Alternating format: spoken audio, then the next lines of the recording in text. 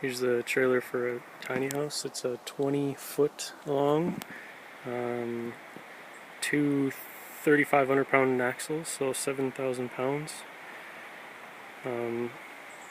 This one has jacks on the rear, two rear, and one large one up front. And what I'm doing is I took the long green treated boards off, and I'm putting plywood underneath and then supporting them with this, and also laying them in that little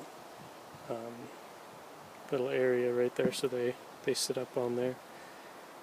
And then I'm going to put insulation up to this point because I'm pretty far north and we need all the insulation we can get, and then another 1.5 inches from here to here before I put the floor plywood on.